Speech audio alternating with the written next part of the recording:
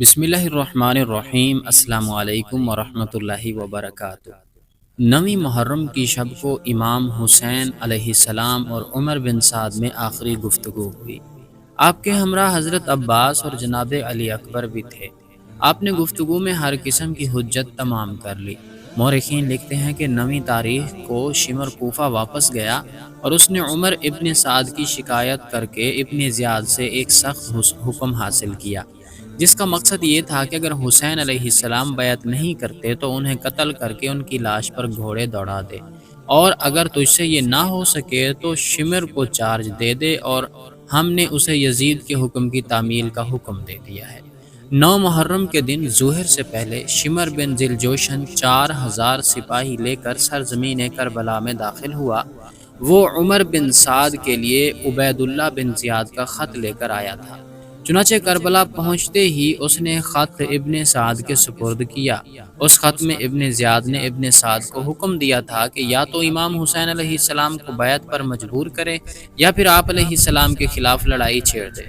عبید اللہ نے اس خط کے ضمن میں عمر بن سعد کو دھمکی امیز انداز سے لکھا تھا کہ اگر وہ اس کے احکامات کی مکمل تعمیل نہ کرے تو اس کو لشکر سے کنارہ کشی کر کے اس کی سربراہی کا عہدہ شمر کے سپرد کرنا پڑے گا۔ ابن سعد نے عبید اللہ کا خط پڑھ کر شمر سے کہا، میں لشکر کی امارت تمہارے حوالے نہیں کروں گا اور میں تیرے وجود میں اس کام کی اہلیت نہیں دیکھ رہا ہوں، چنانچہ میں اس کام کو خود ہی انجام تک پہنچا دوں گا، تم صرف پیدل دستوں کے سالار رہو۔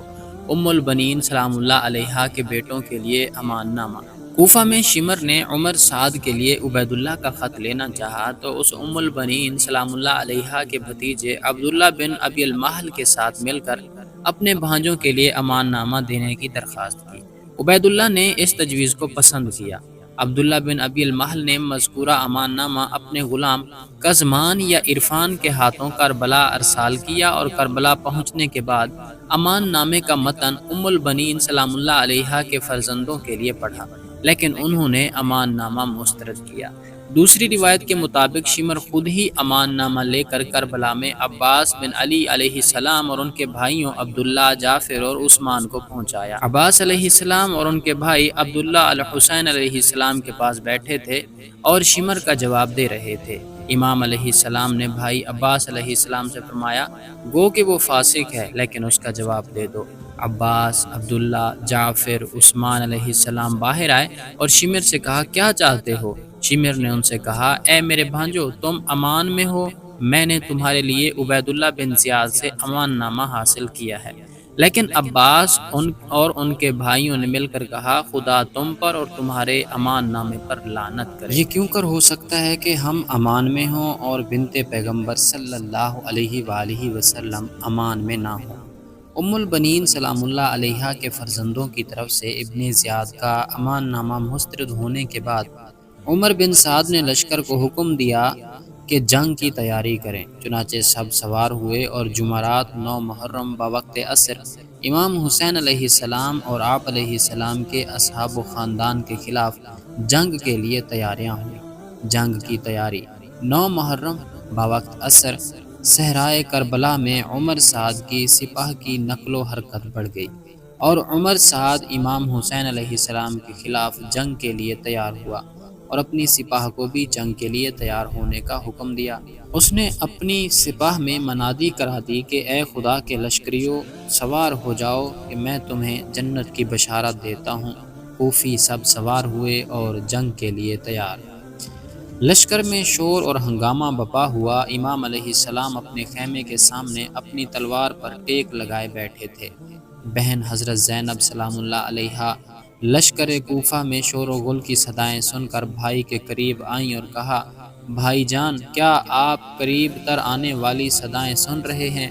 امام حسین علیہ السلام نے سر اٹھا کر فرمایا، میں نے نانا رسول اللہ صلی اللہ علیہ وسلم کو خواب میں دیکھا، اور آپ صلی اللہ علیہ وسلم نے مجھ سے مخاطب ہو کر فرمایا، بہت جلد ہمارے پاس آؤ گے۔ امام حسین علیہ السلام نے عباس بن علی علیہ السلام کو فرمایا، اے عباس، میری جان فدا ہو تم پر، اپنے گھوڑے پر سوار ہو جاؤ اور ان کے پاس جاؤ اور پوچھو کہ وہ کیا چاہتے ہیں اور کس لیے آگے بڑھ آئے ہیں۔ حضرت عباس علیہ السلام زبیر بن کین اور حبیب بن مظاہر سمیت 20 سواروں کے ہمراہ دشمن کے سپاہ کی طرف چلے گئے اور اور ان سے پوچھا کیا ہوا اور تم چاہتے کیا ہو؟ انہوں نے کہا امیر کا حکم ہے کہ ہم آپ سے کہہ دیں کہ یا تو بیعت کرو یا جنگ کے لیے تیار ہو جاؤ۔ حضرت عباس علیہ السلام نے کہا اپنی جگہ سے ہلو نہیں حتیٰ کہ میں ابا عبداللہ علیہ السلام کے پاس جاؤں اور تمہارا پیغام آپ علیہ السلام کو پہنچا دوں۔ وہ مان گئے، چنانچہ حضرت عباس علیہ السلام اکیلے امام حسین علیہ السلام کی خدمت میں حاضر ہوئے تاکہ انہیں پیش آمدہ صورتحال سے آگاہ کریں۔ امام حسین علیہ السلام نے حضرت عباس علیہ السلام سے فرمایا اگر تمہارے لیے ممکن ہو تو انہیں راضی کرو کہ جنگ کو کل تک ملتوی کریں اور آج رات کو ہمیں مہلت دے دیں تاکہ اپنے پروردگار کے ساتھ راز و نیاز کریں اور اس کی درگاہ میں نماز بجا لائیں۔ خدا جانتا ہے کہ میں اس کی بارگاہ میں نماز اور اس کی کتاب کی تلاوت کو بہت زیادہ دوست رکھتا ہوں۔ جب تک عباس علیہ السلام امام حسین علیہ السلام کے ساتھ گفتگو کر رہے تھے، ان کے ساتھیوں حبیب بن مظاہر اور زبیر بن کین نے بھی موقع سے فائدہ اٹھا کر ابن سعد کی سپاہ کے ساتھ گفتگو کی اور انہیں امام حسین علیہ السلام کے ساتھ جنگ سے باز رکھنے کی کوشش کی، جبکہ اسی حال میں وہ ابن سعد کے سپاہیوں کی پیش قدمی بھی روک رہے تھے۔ ابو الفضل العباس علیہ السلام دشمن کے سپاہیوں کی طرف آئے اور امام حسین علیہ السلام کی درخواست ان تک پہنچا دی اور اس رات کو ان سے مہلت مانگی۔ ابن سعد نے امام حسین علیہ السلام اور آپ علیہ السلام کے اصحاب کو ایک رات کی مہلت کی درخواست سے اتفاق کیا۔ اس دن امام حسین علیہ السلام اور آپ علیہ السلام کے خاندان اور اصحاب و انصار کے خیام کا محاصرہ کیا گیا۔ امام صادق علیہ السلام کی حدیث۔ امام جعفر صادق علیہ السلام نے ایک حدیث کے ضمن میں اس روز کی توصیف کرتے ہوئے فرمایا 9 محرم وہ دن ہے جس دن حسین علیہ السلام اور اصحاب حسین کربلا میں محصور ہوئے اور شامی سپاہ ان کے خلاف اکٹھی ہوئی۔ ابن مرجانہ، ابن زیاد اور عمر سعد اتنا بڑا لشکر فراہم ہونے پر خوش ہوئے اور اس دن حسین علیہ السلام اور آپ علیہ السلام کے اصحاب کو کمزور سمجھا اور انہوں نے یقین کر لیا کہ حسین علیہ السلام کے لیے کوئی کمک نہیں آئے گی اور عراقی آپ علیہ السلام کی مدد نہیں کریں گے۔